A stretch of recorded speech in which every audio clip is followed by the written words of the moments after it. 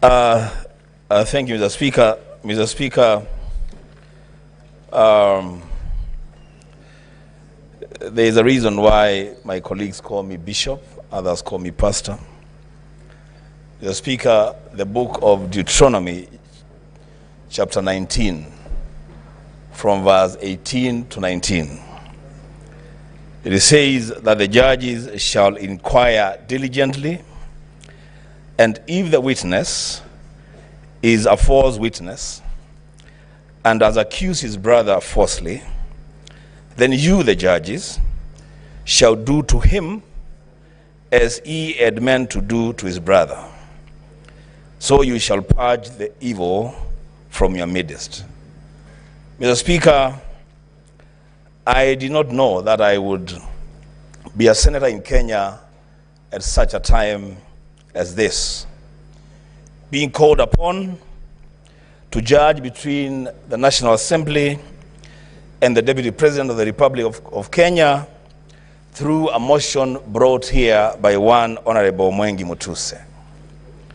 But Mr. Speaker, here we are, and where duty calls, I will answer the call with courage and guided by a deep desire for that which is good for our nation. Mr. Speaker, I would have expected that the crumbling relationships within the Kenya Kwanza administration would perhaps have been handled within their PG or their NEC and resolved there. But because they have chosen this path, Mr. Speaker, they have made their bed, they must lie on it.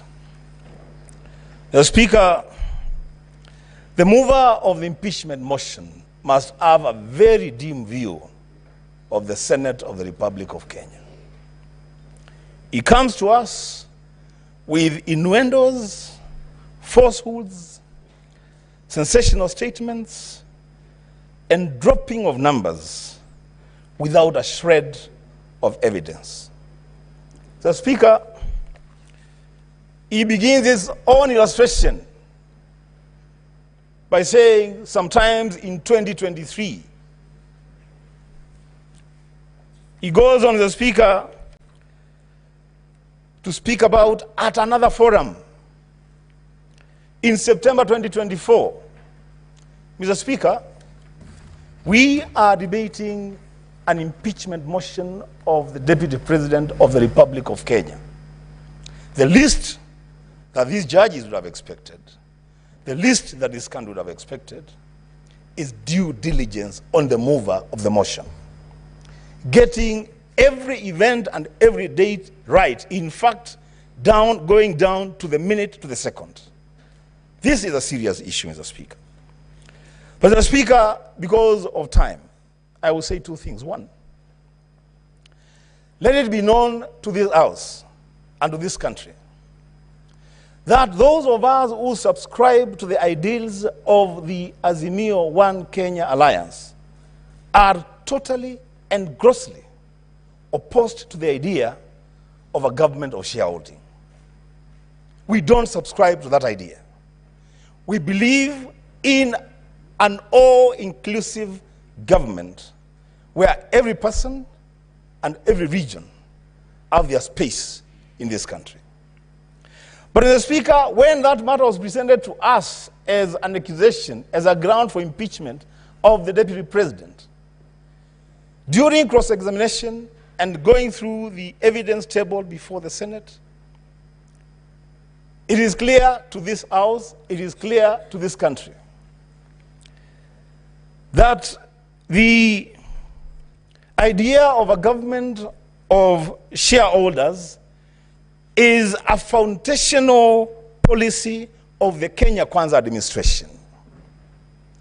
The signature for that policy is appended by none other than the party leader of that coalition, the President of the Republic of Kenya, the Speaker of the National Assembly, the Chief Cabinet Secretary, and Mr. Speaker, I would dare say, don't drag the Speaker of the Senate to this because he's not part of this. Mr. Speaker, you cannot punish the deputy president, the principal assistant to the president, for undertaking the role of being the assistant to the president. He is just expounding on a policy that his boss has signed and made public. The Speaker, oh my goodness. The Speaker, lastly, if you allow me,